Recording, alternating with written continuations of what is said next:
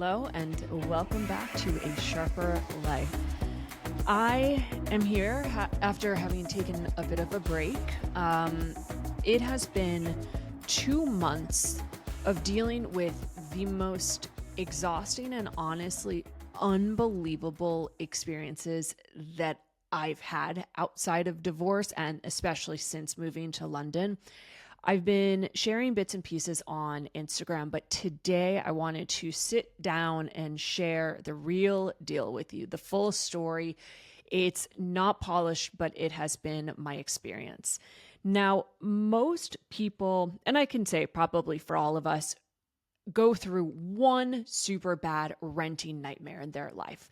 And I'm sure you can think back to some time in your life and you're like, yep, it was either a bad roommate or the landlord or whatever it might have been. I somehow hit the jackpot and got all of them at once. I had an eviction dealing with a hugely broken renting system in the UK, unprofessional agents, and all while navigating it from rebuilding my life after the divorce. But before I go into this, I want to just start here that so many people feel alone in experiences that are actually universal. They feel shame. They feel like they're bad at adulting. They feel like they're failing. They look around and think everyone else has it together. The reality is they don't, and you are not alone. So this episode is not a rant. Well, I hope it's not going to be too much of one, but it's a conversation about something that millions of people go through in silence. And it's navigating instability when you're trying to hold your life together. I'm sharing what's happened to me personally, but more importantly, what it's taught me about resilience, boundaries, emotional regulation, and really how to stay connected to yourself when it feels like everything around you is falling apart. Now, the story I'm going to share has to do with renting in the UK and the absolutely mess of a system that it is. I know so much. I could basically be a real estate agent at this point. But I will share little bits and pieces because I do have followers and listeners who are in the UK or do rent. But I know this is also not just happening here. The system, though, is one of the most absurd, obscene, incredulous things I've experienced. But the reality is, and even though this is my story and my experience, I'm sharing it because it's not just about renting. It's about how to hold yourself together with the instability, whatever's going on in your life. So whether you're going through a breakup, a divorce, whether you have been let go from your job, whether you're navigating finding a new home or rebuilding your life, this episode I think will at least speak to all of you because it has taught me so much and then more. So with that, let's get started kind of at the beginning. I'll give you a little bit of a run through of where we're at right now. In December 2023, I moved out of my house with my ex-husband, put my stuff in storage, came to London, managed to find an apartment through a private landlord. I'm so grateful for that because I had no idea how crazy the system would have been. So then come January, spent 5 weeks, shipping things over, renting Airbnbs in Miami. And I moved to London in February 2024.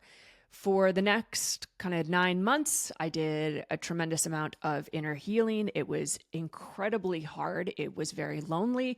The divorce itself, and I'm going to do a whole nother episode on this, has been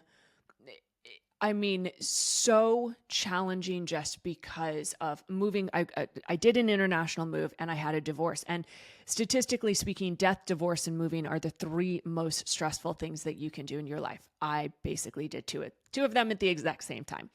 So 9 months into my tenancy, I then got a call from someone at the landlord's company saying, hey, the bank underevaluated the property and we're going to raise the rent. And it did not sit well with me. I've really learned to hone in and listen to my gut instincts. But I said, well, one, we have a contract. Two, I need this in writing. And they never did it. So then come December, and this is now December, from last year to this year, I've had 1 year of essentially feeling unsafe, ungrounded, unsettled, a tremendous amount of uncertainty, which will affect your everything, your health, your sleep, all of it. So in December, when I had to let them know if I planned to stay, they proposed a rent increase of 25%. Now the contract said 3 to 5%. I just questioned and I said, I just am wondering why it's so much higher. They gave me an eviction notice. This is in the UK called the Section 21. I have never been evicted. I have never not paid rent. I've never been late paying rent. I'm like the best tenant that you could possibly have because I treat everything like it's truly like my own home. I leave things better than when I find them. I'm very clean. I'm neat. And so getting a Section 21, which when I say it's an eviction notice, some people might say, I didn't do anything wrong in this. This is part of the broken system. And what it is called is a no-fault eviction, where essentially the landlord can just decide to kick you out, whether they're trying to sell the building or if you refuse to pay the rent, they give you the Section 21 and they say, all right, that's it. You have 2 months to leave. Now, I was still navigating the emotional and processing of my divorce. I had people come to me and just say like, well, all right, why don't you just move, Nikki? And I'm like, where? Because this is my home. I put my heart and soul into making it feel safe to regulate my nervous system there. I created a safe haven for me post-divorce, which is what I needed, what anyone needs. So I'm going to give you kind of tips throughout this, that if you're going through a rough or challenging period, whatever it is, regulating your nervous system so that you feel safe internally, that is the number one most important thing. And the thing is, you can't heal in a place that is traumatizing or triggering you. So that's where the next year of kind of this really intensity of everything happened, because now I'm in a place which was my home that no longer feels safe. I'm getting letters from the guy's solicitor of the Section 21 no fault notice. At the same time, I was trying to negotiate because I'm like, what is this? I had to learn all these legal things. And I spoke to 5 different lawyers or solicitors during this period to figure out what my options were, because the reality is I didn't want to leave. It was also then January or it was December. I wasn't even 1 year into my lease when they gave me this Section 21 eviction notice. And again, the eviction notice doesn't mean that you did anything wrong. It's just that's been the UK's laws. They were allowed to do that until now. So I fought it, and what ended up happening, the long story short, you can go listen to the other episodes of me leaving Notting Hill, which I loved Notting Hill. I loved my house. Oh, didn't want to leave. Anyways, at the same time, they then tried to do an additional rent increase. So now 50% from what I was paying. And I tried to negotiate in every way, shape, and form. I kept my cool. I was constantly polite. And I was trying to just figure out a way, like, to say, hey guys, like, I don't want to leave. Like, I want to stay here, but I'm not willing to pay this crazy additional rent. So they're trying to raise the rent exorbitantly, whatever that word is, at the same time giving me this eviction notice. They ended up doing an additional 25%. So by the time I moved out, they had tried to raise the rent 75%. Given me this eviction notice, I'm dealing with the guy's solicitors. I've spoken to 5 lawyers myself, and I was getting kind of harassed. I was terrified every day to open my door to see, or even my email, what I was going to be getting. Like, I was dealing with this by myself, and it starts to make your nervous system not feel safe. Now, the thing, if you don't feel safe in your own home, you can't really be focusing on business. You're not going to be in a creative space. You're not really available for other things. And this is Maslow's hierarchy of needs. This is not a Nikkiism. This is actual psychology, and research shows that if you don't have a safe home, you can't go to kind of the next levels. You need a home, and then you need food and whatnot. So I didn't feel safe being at that place. I finally moved out in May. I found a place to move into through a friend, got really lucky with it. And I took apart my entire apartment that I did. I think I put together within 6 months. I took it apart within 24 hours and I put things in storage. So then I moved from Notting Hill to Marylebone, and I was supposed to be here for 2 months as a sublet while the person was out of town. It turned into then 3 months. And during this time, my cortisol, so your stress hormones, cortisol and adrenaline, were kind of through the roof because I had to navigate dealing with my last apartment, challenging them on this. So as I said, I spoke to 5 solicitors, 5 lawyers. The only thing I was able to kind of go after them for was that they didn't protect my deposit. In the UK, I had no idea. They didn't tell me. No one told me. It is a huge, huge thing legally that they have to put your deposit money into a scheme and then show you that it's there. So they didn't do that, and they tried to find every loophole. So we ended up settling out of court. They tried to get me to sign an NDA. Now, I don't know about you, but in my book, if you're trying to get someone to sign a non-disclosure after the fact, it means you're trying to hide something. So anyways, negotiated that. We settled out of court. I've moved to Marylebone at this point. So let's kind of come to, we're 11 minutes in. Let's come to where I've been at now of the last 2 months, which have been the most exhausting, frustrating time that I've experienced. And I feel like I've just gone through my divorce all over again because I'm having to deal with things legally.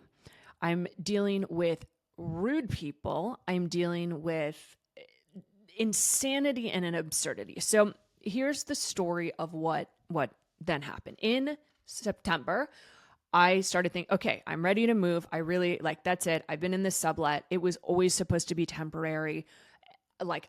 I'm ready to have a home again. So I start looking, but also that's where my business, in September, we all kind of get back into the swing of things.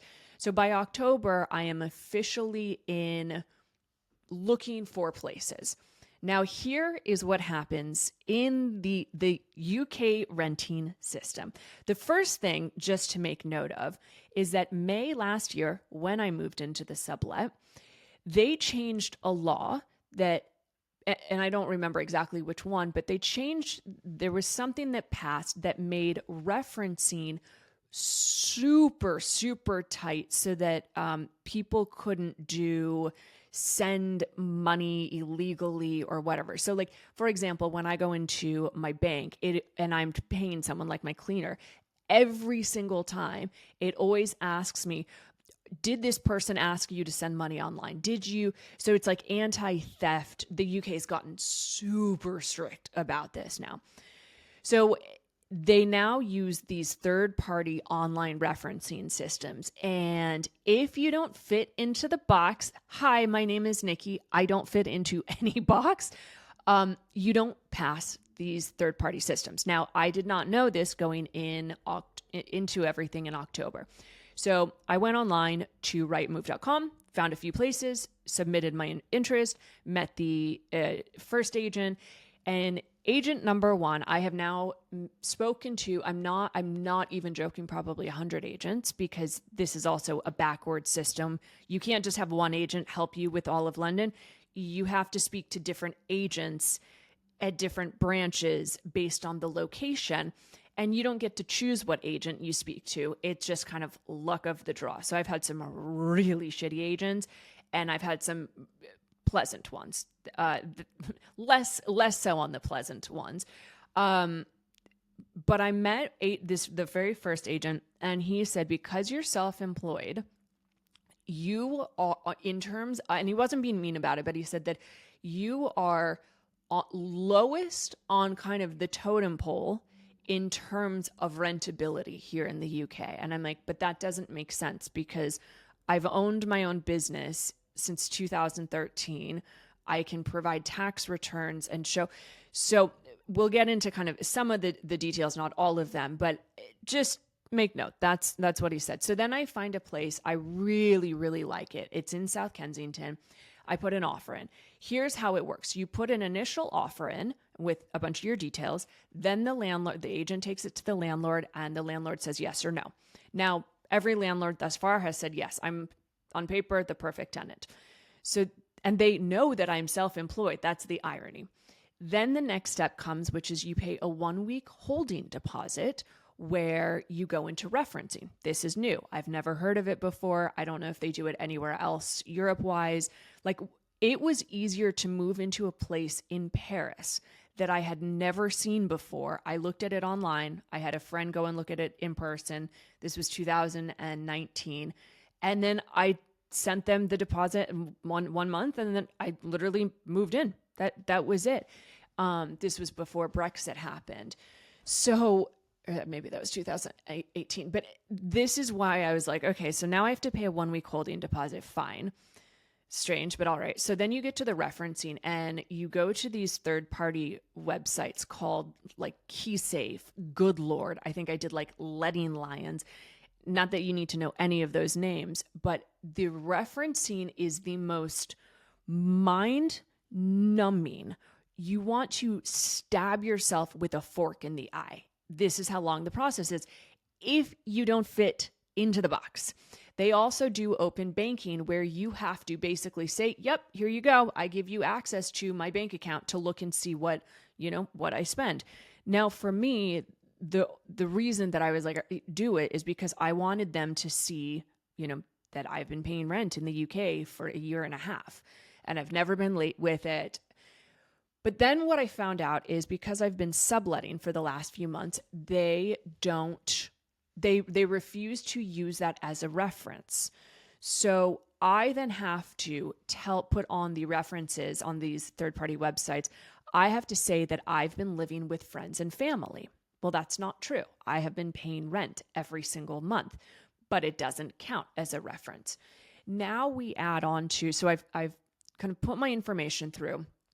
They say, all right, we're having, and I straight up told them I'm probably going to have a hard time with this. Like, I don't have a UK business LLC at the moment. It's in the US. And I'm like, but I'll send you any and every document. So I send them tax documents. And then they got to the point where this was KeySafe, their first company. They're like, well, we can't accept a letter from your accountant because she's not a chartered accountant here in the UK. And I'm like, okay, that shouldn't make sense. She files my tax returns. So then I'm being told I need to get a guarantor. So my lovely mother and a friend of mine both offer to do that, but the UK says, nope, has to be someone in the UK. So then I find someone in the UK who actually said that. Then they end up backing out. And I'm like, okay, so my options are getting very limited. Eventually with this first place, the long story short of it is they wanted me to do an 18-month contract. And then I'd said, I'll pay 6 months up front. I said 4 months up at first. They said no because of this referencing. Then I said, all right, I'll do 6 months. And the agent came back to me and said, the only way that you can get it is if you pay 12 months. And I said, fuck off. Not to her, obviously. Like, I was very polite, but I'm like, fuck that. That's insane. So apartment number 1, after I've spent a week of time on that, they send me the holding deposit back and I'm back at it looking again. So I start looking. At this point, I am exhausted. This has been just obscenely tiresome, but that was actually the easiest piece of it thus far. So I want to make sure, like, we're 19 minutes in. I want to give you kind of the layout of the land, but also give you details, but not too many. But this has been my reality, and it has been the most nightmarish, exhausting thing. So I then go to Mexico because I needed a break. I was mentally fried. So here's another little tip. If you're going through something challenging, uncertainty, a breakup, whatever it is, your brain is going to be constantly thinking. It's going to go into hypervigilance. Your amygdala is going to constantly be kind of searching for safety because it doesn't feel safe when you're being bombarded or whatever it is. There's anytime you feel uncertainty, just know your brain doesn't feel safe, and that is going to be your job to create some emotional safety. So for me, that was go to Mexico, take a break from all of this exhaustion, because otherwise, if you don't, this is what leads to illness after really stressful periods. Typically, after something really, really stressful, 6 months later is when you get hit with a serious kind of illness, disease, or just heart problems. And that's because the buildup of cortisol. So this was a really important piece, at least for me, to keep my nervous system regulated, was get away, take a break from it, come back refreshed, because now I know the process that I'm going into, and I know it's not easy. So then I find another place and met someone who we were both searching, and we decided to go, in on the apartment together. And so I went to go see the showing literally the day I got back from Mexico. We decided to put an offer on. We get pre-approved, no problem. So now we're getting into the referencing. So I'm kind of a pro at this point. The other thing to just note, and it won't matter to like 99.9% of you, but during this whole period from last year, they have passed it was called the Renters Reform Bill. It's now the Renters Rights Bill. They have abolished, you can no longer do the eviction that I went through. Landlords can no longer increase the rent like he did. You no longer, but not yet, starting in May. So we're in December now. In May 2026, they also make it that you cannot pay, your landlords cannot ask 12 months up front. So here we come back to, I'm in the second apartment with this person, and this website makes you pay the holding deposit. We had just said that this person is going to pay it. I'll pay him. He pays it there. Boom, done. Well, because the website is the website, we couldn't go through it. So even though he sent money, or said he did, I sent him half of the holding deposit. He said that he transferred it via bank. It still wouldn't let me until it was shown on my account that it was paid. And this is because they just set it up. It's mind-numbingly stupid fucking processes. So I end up having to pay an additional double the amount of money. So at this point now, I have paid £1,800 for essentially the holding deposit from him, the this, the that. Okay. So I was super upfront with them, and now I'm going into it and I'm like, okay, I'm going to be so prepared. I get a letter from my accountant ready to go, discussing my situation, how much money I make. I got my tax returns ready. I have bank statements, like you name it. I'm ready to go to show that, yes, I now know the system. And unfortunately, I can't go into this so much, even though I wish I could. This person reminds me of my ex-husband tremendously so, where you start to feel let me change it. I started to feel a little bit crazy. And if you've ever dealt with a narcissist, you literally are like, are they telling the truth, or am I just losing my fucking mind? They start to spread like a web of lies. And I am very good with my intuition and kind of knowing when something is not right. So during this period, while we're going for this apartment, something isn't sitting well. I stop sleeping, and he's telling me one thing. The agency is telling me another thing. I'm going into the agency to say, hey, like, what do we do to progress this? Because I'm kind of like, I don't know what to do here. I have provided every single referencing thing you could possibly imagine. And then they tell me, oh, I wrote a personal letter to the landlord as well.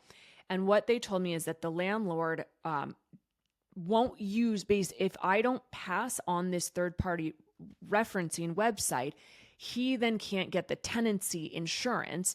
And so it all comes down to, even though, and so they said at the end of it, they're like, you've passed the referencing, like you're like the perfect tenant, but this website couldn't prove my income because it's US based and I transfer money to the UK. So this other person that I go, through this process with ends up becoming incredibly narcissistic in his behavior, the way he's writing, the lies that are starting to be told and spun. And now he's refusing to give me back my deposit that I sent him, which he never sent to the agency in the first place. So now I've taken up legal action with him, and I'm like, okay, well, I'm taking you to small claims court. And he has, and this is why I say done very similar things to my ex-husband. Of when I say narcissistic, someone like this uses things against you and tries to use your maybe vulnerabilities or weaknesses or private things that you say, they use them against you. So he started writing things to me about how bad of a person I am and that I'm lying, and I always was lying from day one. And I'm like, mate, like, what the fuck? Because at the end, like, I literally told this agency day number one, this is what's going to happen with this referencing. I've already been through it. I'm prepared. I'm ready. And so now I have this agency so this guy then withdrew, created the most insane web of lies, very reminiscent of my ex-husband. So this year, 2025, has been one of dealing with a lot of like snaky people. And isn't it interesting? It's year of the snake. Because my previous landlord did a sort of similar thing, started like literally lying to me in emails. And I'm like, I don't know, like, it's sort of like the way that I describe these types of people, of when you catch a kid who's lying and they try to like keep building the lie so that they don't get in trouble. I'm like, you can't lie your way out of a lie when someone knows you're lying. And I'm like the one person that you kind of really don't want to fuck with when it, like, especially legally, because I've dealt with the legal system enough, but also I lead from integrity. I lead with kindness. I might be firm. I have good boundaries, but I am not an unkind person. And I do not like when people are disrespectful. I find all of these so I've dealt with kind of the end of 2024, dealing with my ex-husband who had very narcissistic tendencies and was a very covert in this. So you wouldn't have seen that online on things that I was posting. Then I dealt with a landlord, right, who gave me this eviction notice because I wouldn't pay this increased rent.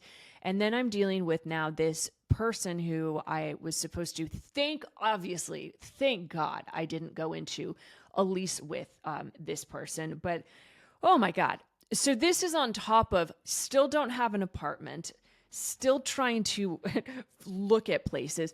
And then once you put your information in, so Rightmove, I go in and I'm like, okay, this looks good. I'd like more information. Then you have to get on the phone with them. But what happens is you start to get called by all of these different agencies, all these different, I am not even joking. My phone from yesterday, this is yesterday alone. I have 1, 2, 3, 4, 5, 6, 7, 8, 9, 10 missed calls. 10 missed calls. Literally, you can see this, 10 missed calls from agents. And that's just them calling. Hey, Nikki, hi. So I see that you're looking, and here's what happens. I see that you're looking for an apartment. Tell me about yourself. What are you looking for? How much money do you make? What do you do for? I'm not even joking when I say that is how intense it is, how upfront. So the first few times I was like, okay, yeah, like, hi, I'm self-employed. I'm probably gonna, I already know the referencing. I'm gonna be upfront. I have all the documents, like, just to make the process smooth and easy. That's what I want. I just want to move into a home, you guys. And I tell them I'm looking for a 1 to 2 bedroom. Here's my budget. Fine. So, long story long short, now I'm kind of in this legal battle with the last agency because they're refusing to give me my holding deposit back because they, in their terms and conditions, if you withdraw your application, they won't give you this 1 week holding deposit. And I'm like, uh, what? So these are things that like your everyday average person wouldn't know, but for some reason the universe is throwing this all on top of me. And then, so I'm waiting on 1200 for that. And I'm like, guys, I'm going to take this like legally the next step because I have it in like, I didn't withdraw. He did. I couldn't go forward. Then I have it with this person also where I'm taking him to small claims court for that 600. I'm like what the who does this? I just like it is mind boggling to me when people take advantage of kindness. And I'm a very kind person and I'm very authentic. I'm very upfront. So anyways, this leaves us now that I have no apartment. I have told the person that I'm renting from that I'm moving out by the end of November. And then I'm dealing with the last person writing me very horrible, nasty messages. And I have to go into the renting process once again. So I gear myself up and then I look at 7 apartments. Here's an example of, again, the stupidity of the UK. I go and see a beautiful place in Notting Hill, furnished, ready to go, 6-month lease. And they say that the landlord's looking to sell the property because the new renters reform bill. And so a lot of landlords are now selling and they're also increasing the rent now because they can't do it later. So I'm facing a lot of different things here. And I say, great, done, I'll take this place. And then I said, but I just need to double check. Are they planning on doing showings? Because if so, no. I need a home. I haven't had a safe home for over 1 year. It has been since September. So it's been more than a year where my home, the place where you're supposed to feel safe and secure, I haven't had that. My stuff has been in storage now for 7 months. I've been living in a place that is not mine and I don't like the furniture. And yes, I am super grateful to be here, but my brain doesn't relax. So it's been interesting. Anyways, I find another place, a third place at this point, and I say, great, you know what? I'll put an offer in. I come way under offer because the price was way, way too much what they tried to do for it. And I say, but I want to take out some of the furniture. I'm going to furnish it better. I'm going to make it look better. Point blank. I then end up doing a second showing with it and we go through and I'm like, yes, I would like to throw out this plastic plant that's been there for 3 years and has dust. Is that okay? And back and forth with the agent, I write up an email of, here's the other thing in the UK that doesn't make sense to me. When you do the pre-application, before you even get to referencing, you have to write down all the changes that you want. So let's say there's a chair that you don't like and you're like, I don't want this chair. I want to bring my own in. You have to put that down. Or better yet, let's say there's scuff marks on the pre-application where you walk through once, you have to write down, I want them to paint it or I want them to clean the kitchen. Otherwise, the landlord doesn't. So it's like in my mind, if I was a landlord, why would you not do that anyways? Because it helps keep the value of the property. Super strange to me. And some of the places that I've been into, I have walked in and out within 1 minute because I am shocked to see how dirty it is. I cannot believe how some people are living. So now I've given you, explanation. I've seen so many places. I had opened my search up. I'm now looking at Sloane Square, South Kensington, basically Chelsea. I'm looking Notting Hill. I'm looking at Battersea. I'm looking at Vauxhall. I'm looking at Marylebone. That is exhausting to have to talk to that many agents, to view that many apartments online. Then once, dealing with that, then seeing that many. So in the last 2 weeks, I'm not joking. I did 17 showings of places. 17. Now you might think, Nikki, are you just being crazy and picky? The answer is yes, because this is my home. I haven't had a safe place in over a year. And I've been dealing with, it's been a lot. So yes, I am being picky, but also they've been raising the prices because of this renter's bill. I also know now, so fun, because I wasn't able to get a guarantor here in the UK. And the other thing is there are guarantor services, but then you basically need a guarantor to do the guarantor service. And doing research, they don't want the co-guarantor to be out of the UK. So I'm like, wait, make it make sense then if I'm using a service. Anyways, the long story, long short of it is that it gets to the point where I know I am going to have to pay 12 months up front plus the deposit. I have no other option. So I start really genuinely thinking about, do I want to live in London? Because this has been mind-numbingly insane.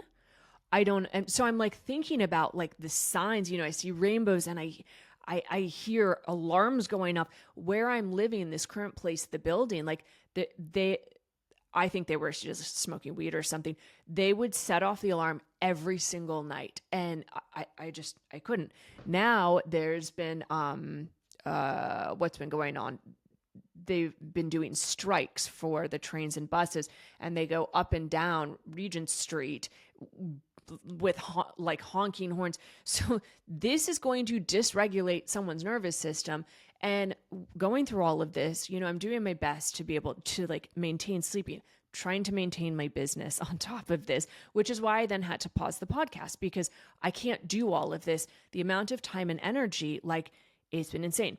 So why did I see 17 places in 2 weeks? And I've seen more than that because I walk into some of them and like, I'm not even joking, walked into one. It was so disgusting. This girl lived there and the agent goes, okay, I don't actually know when she's leaving because that's what the porter said. Like, where you're like, okay, why are you even showing this to me then?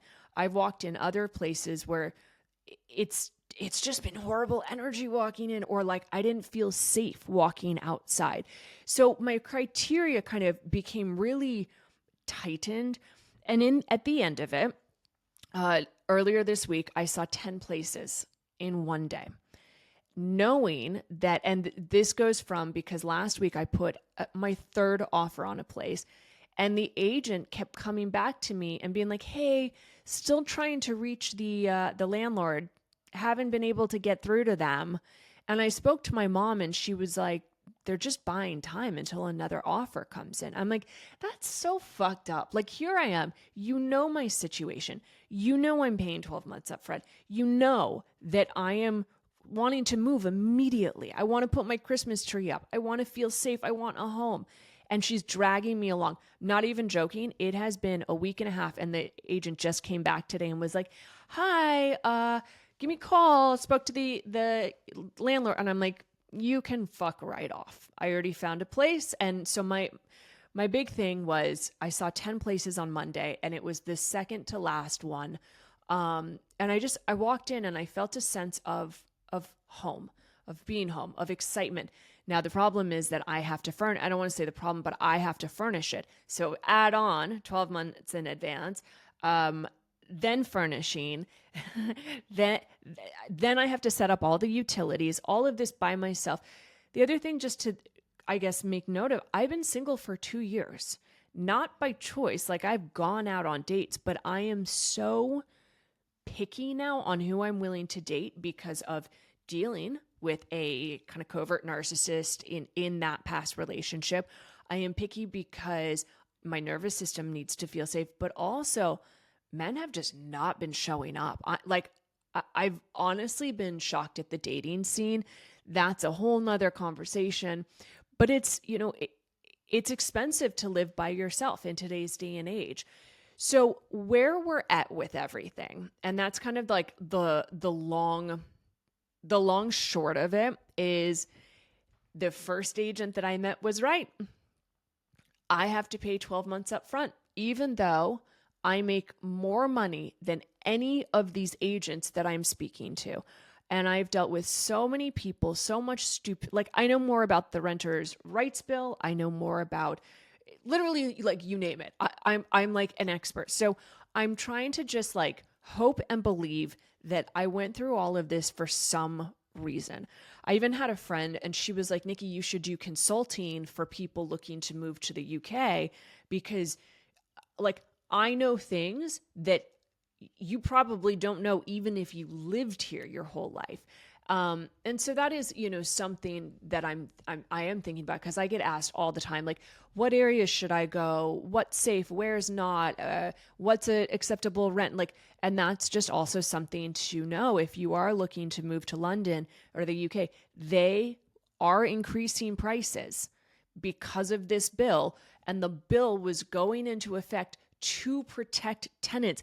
And you want to know the most, I'm sorry for my language, but you want to know the most fucked up thing of all of this system, other than me giving my tax returns, getting them in, with my letter from the accountant, personal letter to show who I am and my character. Oh, here was another fun one. I sent 12 bank statements from 3 different accounts, including my UK account, my personal checking account, and my business checking account. I am not even joking. The one agency that I'm kind of going into the legal thing with said, oh, your money needs to be in a savings account. I sent 12 uploaded things. And then they told me, no, it doesn't work. And I'm like, so this is the other thing too. Each agency kind of changes the goalposts. So you don't know exactly what you're going to have to do. The referencing changes based on what you put. So, what I was saying, yeah, where was I going with this? I was saying this is it. So the most fucked up piece of all of this is that if I had stayed in my last place in Notting Hill and just refused to stop paying rent, I would be considered what is called a squatter. I would have more legal rights as a squatter than I do now as a dual citizen with her own company. And I can prove you, the money that I'm making, I would have had more rights as a squatter than I do as a renter in London. So the UK market has really made me question, why am I here? Now I'm here, I choose to be here because I love London and I have rebuilt my life after 2 years. I'm starting to make friends and business connections. But when I say that I hit the jackpot of every possible thing to do with renting and all I want is a home, and so it's in a really intense process. And it reminds me very similarly of my divorce because I was the one that had to move out. I had to deal with lawyers in that. I was dealing with the legal process and learning things I didn't even want to know about. I was dealing with starting over. I furnished my last place, my Notting Hill place. Like it came partially furnished, but I chose the furniture. They paid for the IKEA bed, but like I had to leave that there. My stuff's been in storage. It was the same during the divorce. And so for me, now I recognize it is impossible to be creative, to have a business. Like people don't realize this, but the stress that is caused from uncertainty, and I'm not just talking about me in my own case, but whether you're going, as I said, through a breakup, or I have one client who's selling her business and having to deal with a lot of like the financials and debt payoff and things like that. I have another client who is going through a divorce right now. I have another client who is starting to question her marriage because she's terribly unhappy in it. I have another client, for example, who is really frustrated that she's hit a certain age and she doesn't have a kid yet or a family.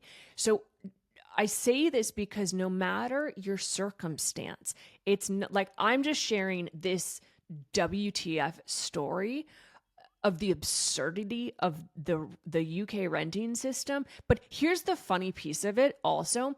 If you just have a guarantor, that's it. It's easy. You don't go through any of this. You don't go through any of this.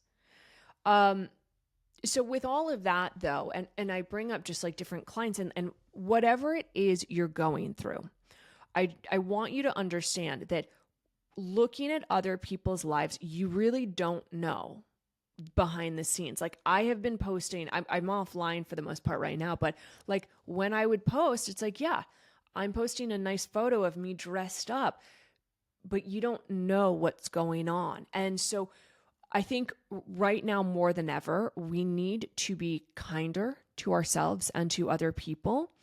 Um, we need to really have a little more, I think, respect for people, live from a place of integrity, because it's been a challenging year. I know not just for me. A lot of my clients are going through a lot of stuff right now. And what happens is when you don't feel safe, so whether you've been let go from your job, or even in the holidays, like it's busy, go, go, go. There's so much to do. You're trying to wrap everything up. It keeps you in this state of kind of frenetic energy, which releases the stress hormones. And so one of the big things is that I have learned, like, I am not glad I went through any of this. I'm not. I now have everything's been signed, the paperwork, the money is on its way. And then I get to go through the process of moving and then ordering furniture and all of these things. So it's not over yet, kids. It's kind of really breaking it down into steps. And so whatever it is you're going through, here's a few tips that I want to share, because nervous system regulation has been a huge piece of it. And there have been days where it's been too much, and I have hit my breaking point. Like I was sitting at the Langham the other day, and tears just started pouring from my eyes because it just became too much. At the same time, there have been days where I've cried because the small acts of kindness that people have done have meant so much. Like someone giving me a compliment the other day on just like the earrings, how I looked, because I have not felt good on the inside. And then I had another just kind compliment. And so little acts of kindness go so far in this. But it's been a lot. And the nervous, I know I like tangenting, and I'll bring it back. But I'm not glad that I went through this. But some of the big lessons that I'm walking away from it. Number one, learning to really trust your gut. And for me, that has been when something feels off, you won't always know the logical reason why, and you don't need to. But to follow the gut is really what builds self-trust. And I can now see that my brain and body were telling me, there's some stuff, you need to be alert. And now I understand with the one agency. Anytime through this process, something has felt off, I have learned a little bit later exactly why. The other thing with that is when we build self-trust, it helps you maintain a sense of inner peace, especially amongst chaos. So the world around you might be kind of going crazy, and you will go through challenging times in your life. It's all about creating a sense of calmness amongst the chaos. So how do you do that? Well, clarity comes from grounding the nervous system. How do we ground the nervous system? What is nervous system regulation? It is bringing you out of fight or flight into the sympathetic, even for a short period of time, so that the stress hormones reduce. Because the other thing too is your peripheral vision decreases by 30%, for example, when you're stressed out. Your organs in your body literally shut down. They stop functioning correctly. That's why when you're feeling anxious or nervous or angry, you might feel kind of that pit in your stomach or sadness in your chest. Your organs are not performing to the way that they need to because of this fight or flight response. So how do you regulate your nervous system? Number one, go for a walk.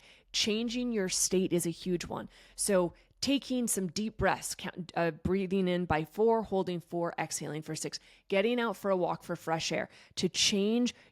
Because if you're sitting, staring in front of the computer, for example, or your phone, the mind is going to continue to ruminate on the problem, and rumination creates more fear. More fear leads to you continuing to be in the sympathetic, which is fight or flight. So going for a walk, super, super important. Getting up and dancing. If you're finding yourself in a rumination loop or a spiral, clapping. A really loud clap helps to actually kind of reset the nervous system. And a lot of these things I've been studying for the love pill, and I cannot wait to sit down and finally finish it to give it to you, because I think it's doing the love pill protocols is what has allowed me to maintain the level of sanity that I have. And people have told me, I've received this comment actually quite a lot. They're like, I don't know how you look so good under the stress you do, but like, can I look like you when I'm stressed? And I'm like, well, thank you. I don't feel great on the inside so much, but it's because of these practices. So it's getting offline. What I found was I was starting to compare myself to other people and getting really frustrated. Like, why am I going through this when all these people are just like traveling? Like, their life looks so easy. And so the quickest way was just to get offline. It freed up my time. Also being really, really gentle with yourself. So during what I've learned when I'm going through kind of a rough period, I cannot listen to podcasts. I cannot take in any additional information. Slow is the new fast when you're stressed out. So we have a tendency that when you're feeling overwhelmed or, life is falling apart, the brain wants to go faster, do more, get more of your to-do list done. That just increases the stress hormones, keeping you in that same kind of loop. By doing more, you're not going to get further. When you're stressed out, it's actually about slowing down, doing less, having slow mornings, because that, and this is just on a neuroscience level, that helps to calm the nervous system. And when we're in a calm place, that's where we find solutions. That's when we're able to ask for help. That's where you make less mistakes. And think about it in your own life, like if you've been in a rush, that's where you trip and you fall and maybe chip a tooth or break a bone. When we're less present because we're stressed out, you're more likely to make mistakes. So being in a place of uncertainty and stress, the encouragement I'm giving you is to slow down. Now, here's another thing that I've learned from this is advocating for yourself doesn't mean that you need to be aggressive. It's about boundaries, and you can do boundaries with kindness. So as I was receiving super, super rude messages from this guy that we'd put the application on the apartment, I wrote back to him and said, I'm not responding to any of this. I'm just going to leave it here. And I even at one point said, I'm sorry you feel that way. The reality is you still owe me $600. Please let me know when you've paid. And enough times went by where I just kept my integrity, I kept my kindness, and I kept my boundaries. So no matter what he was throwing at me, think of it like someone's throwing darts at you or knives, and you just have this shield in front of you. Now, of course, I want to be petty and write back and say something rude and mean, but something that doesn't help anyone in the future. And in fact, the more boundaries you set and the slower you go, like we become reactive. And when you're reactive, again, that's where problems happen. That's where you trip and fall. That's where you write an email or say something you can't take back. So advocating for yourself is really about boundaries, and you don't need to be aggressive in it, but you can be firm. And I have been firm in stating my needs, wants, desires. And that's kind of been a really, really big thing that I've learned through this. And I hope that, through me sharing this story, you can see some examples on how you could apply that to your own life. Another one is sometimes you got to stop being a people pleaser or being like the nice girl or guy in this. And I don't mean to be the bitch or to be rude, but when you're in a place of uncertainty, at least like I have, and truly not feeling safe, not having a home where I feel safe to walk into and say, cool, this is my home. I live here. Because again, like I've been in a sublet and it's been monthly. It has really become a thing where I've had to learn to stand up for myself, which, yeah, some people are going to say that, like, well, she's not being very nice. Well, no, I'm not trying to be nice. I'm trying to be efficient and effective. And I don't want to sit there and talk to 20 different agents who are grilling me with 5,000 questions before I've even seen an apartment, for example. So I want you just to start thinking about, like, in your own life, where are you people pleasing and where is it draining your time and energy? Another lesson that I've learned is that you can be overwhelmed and still move forward. And a question that I was actually asked, I did an interview today. I was interviewed. The question was, how do you remain strong? And my first kind of initial, when I heard the question, I laughed and I'm like, I don't want to be strong. I don't. I want to be soft. I want to be feminine. I don't want to be strong, because strong is where we tend to have to be a little bit more in our masculine. But the bigger thing, and what I realized, was what keeps me strong is by following my intuition. And that's actually where I slow down. So although I've been completely overwhelmed, and I really, really have been, I've also kind of broken it into stages where, yes, I still have to do the move. Yes, I still have to do all of this. But it's breaking things down and celebrating each moment as they come. So that's just another thing to think about in your own life. Another thing that really got challenged this year, and not just year, but like the last 2 years, and not feeling like I had a home, and just all of this, and having people say rude things about me, and even like my last landlord blatantly just lying to my face and in emails about things, it really starts to make you question yourself. And having this one person writing such horrible things, like, it's a gut punch. It doesn't feel good.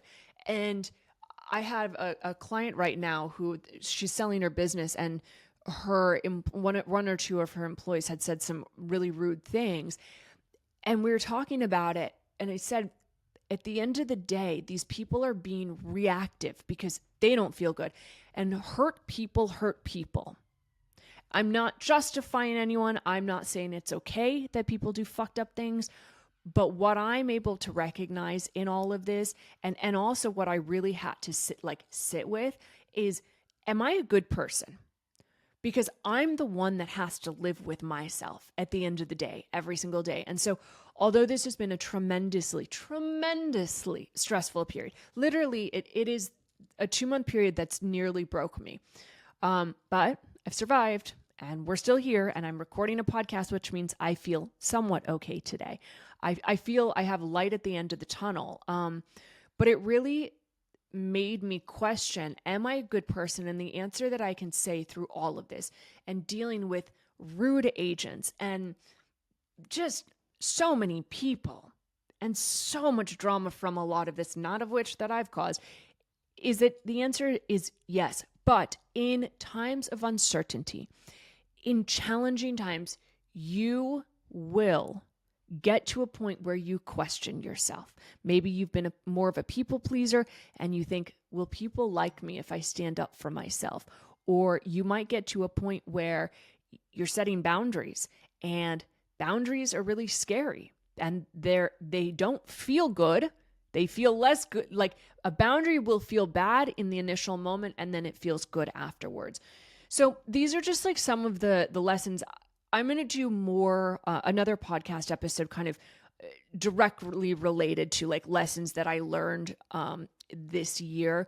But other things, because I have had to maintain a business. I have had to go on all these showings. I did 16,000 steps the other day while seeing 10 different apartments, dealing with 8 different agents, and I had 15 different phone calls and text messages in one day. In one day. So doing breath work. And when I say breath work, make it stupid simple. Breathe in for 4, hold it for 4, exhale for 6. You don't need to close your eyes. You could do it while listening right now. So you breathe in 1, 2, 3, 4, hold 1, 2, 3, 4, exhale 1, 2, 3, 4, 5, 6, and repeat. That's it. So I do so much of this breathing as I'm just walking down the street. I do it before my UTP calls. I do it when I wake up. Anytime I'm starting to feel my nervous system getting a little dysregulated, I just do a few simple deep breaths. You can reset your nervous system in 90 seconds. The other thing for this, and just when it comes to like practical tools, is really focusing on sleep as a priority. Now, the more stressed you are, the less sleep you're going to, or less quality sleep. But that's like, I put my phone away at night. No matter what, I listen to my Love Pill playlist. I cannot wait to share it with you. I do yoga nidra. So I've been doing things. I've been going to the cold plunge and the sauna place. I've been working out when I can, going for walks. So when you're stressed and overwhelmed, the tendency we have as humans is that your wellness practices kind of get thrown out the window and they become a lesser priority. I am here to say that when you are stressed, when you are overwhelmed, when you are uncertain, if you're going through a very challenging time, or, it's the holidays and you're just fucking tired, the wellness practices need to become even more of a priority. But again, keep it stupid simple. When we just had this on the Ultimate Transformation Program call, we were talking about how the first thing you do in the morning should be something that benefits you. The first thing. So that means not going in and checking Instagram and this. Well, that's fine that you do it. But what if you got up and did 3 rounds of deep breathing? The first thing in your morning should be for you. I call it being selfish AF.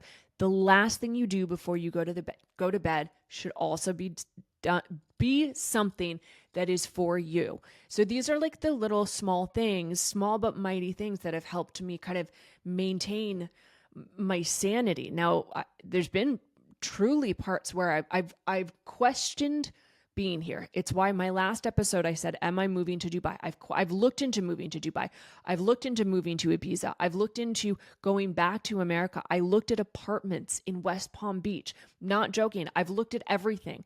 I have looked at relocating. I even had a client say, why don't you do, like the holiday movie, Cameron Diaz, go into the countryside? And I'm not kidding when I say I looked at Airbnbs for a month, like in December. I have looked at it all. It has been exhausting. I now have an apartment. I've signed a lease, waiting to get the keys, and then we begin the process of making a home. And so that's been what's been that's been the reality. It's been a lot. I know this was kind of like part storytelling, part me giving you tips. I hope you took something from it. Just know, and I said this, you really don't know what people are going through behind the scenes. And I have had the most stressful, exhausting 2 months of my life. And kindness goes further than you have any idea on it. And so like I had put out on Instagram, for example, like if there's any brands that want to work together, like I have to furnish a place top to bottom. So if you have like a candle that you want to send and want to be promoted, like I'm in rebuilding stage. And so that's just another thing that I've learned is really asking for help in times of need, because what happens when we're feeling unsafe or overwhelmed is we go into isolation mode, and the opposite actually needs to happen. We need to lean in, ask for community, ask for help, allow ourselves to receive it. So yeah, I hope that you enjoyed this. It was, as I said, a little bit of a storytelling, a little bit of a like WTF. This has been my reality. But I'm just keeping my fingers and toes crossed that by, I think it's the 12th, I think on the December 15th, I get to move in and I will have an air mattress and I get to finally put my Christmas tree up. So with that, I don't know when I'm going to be back on A Sharper Life, but for 2026, I cannot wait to get back into consistency with the podcast. I cannot wait to launch another program and coaching. I know so much more. I'm excited to be done with the process, and it is nuts to me that it is easier to get a mortgage now in the UK than it is renting. But seriously, if any of you need help, need advice, yes, I will do a little bit of consulting if someone needs it. And just thank you for being here. Thank you for being part of the community, for listening. I truly appreciate you. And until next time, here's to a sharper life.